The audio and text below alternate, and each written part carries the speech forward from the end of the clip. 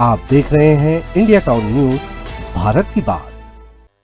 देश बदल रहा है, व्यवस्था बदल रही है और अब जनगणना का तरीका भी बदलने जा रहा है।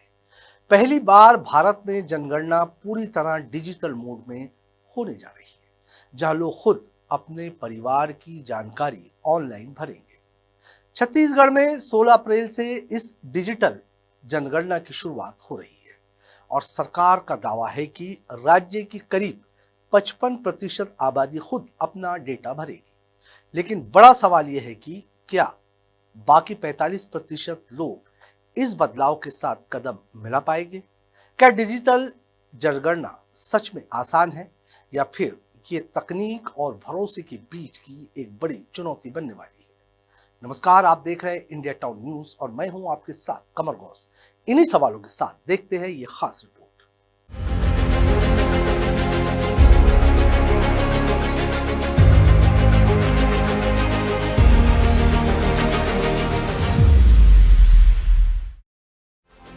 देश की पहली डिजिटल जनगणना और छत्तीसगढ़ इसके लिए पूरी तरह तैयार नजर आ रहा है।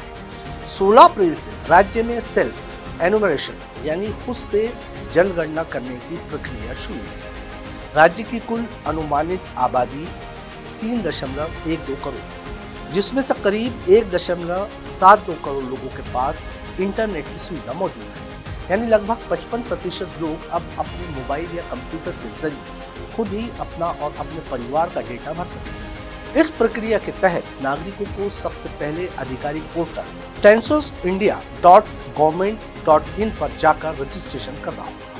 रजिस्ट्रेशन के लिए आधार कार्ड और मोबाइल नंबर अनिवार्य है। इसके बाद परिवार की पूरी सामाजिक और आर्थिक जानकारी ऑनलाइन भरना है और फॉर्म पूरा होते ही एक यूनिक रेफरेंस ID जनरेट, जिससे सुरक्षित रखना बेहद जरूरी है।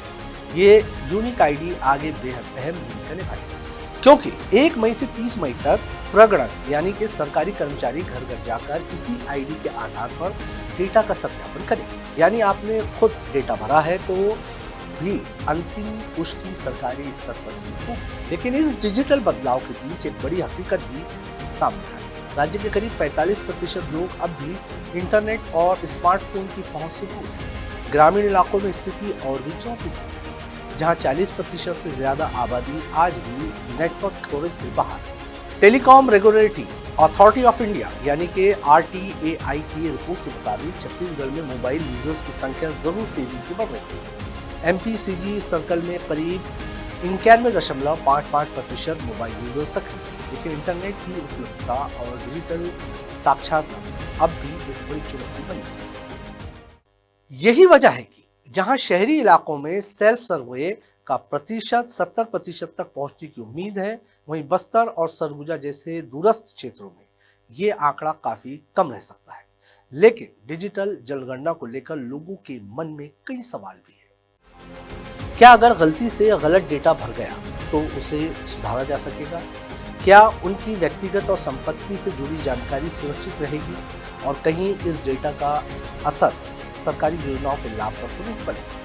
हालांकि अधिकारियों का कहना है कि पोर्टल पूरी तरह सुरक्षित है और नागरिकों की जानकारी जनगणना अधिनियम 1948 के तहत पूरी तरह गोपनीय रखी जाएगी। साथ ही 15 दिन का समय स्व गणना के लिए पर्याप्त बताया जा रहा है और ये प्रक्रिया केवल एक विकल्प है। अंतिम सर्वे प्रांगणों के सत्यापन के बाद ही पूरा माना जाएगा। वहीं आंकड़ों पर नजर डाली तस्वीर भी इस तरह है।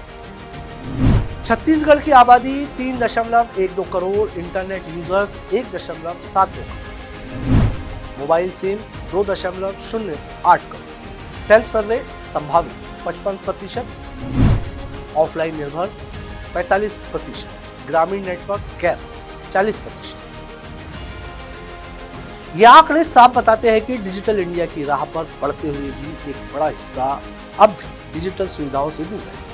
ऐसे में सरकार के सामने सबसे बड़ी चुनौती यह है कि कैसे हर नागरिक तक डिजिटल जनगणना की सुविधा पहुंचाई जाए और लोगों के मन में भरोसा पैदा किया जाए, ताकि वे खुद आगे बढ़कर इस प्रक्रिया का हिस्सा बन सके।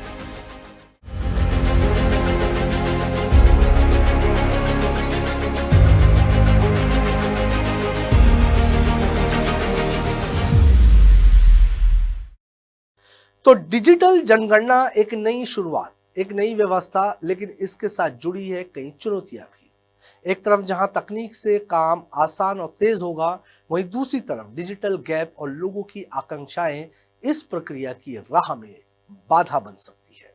अब देखना यह होगा कि 16 अप्रैल से शुरू हो रही ये पहल क्या सच में देश को एक नई दिशा दे पाएगी, या फिर डिजिटल और जमीनी हकीकत के बीच का फर्क एक बड़ी चुनौती बनकर सामने आएगा।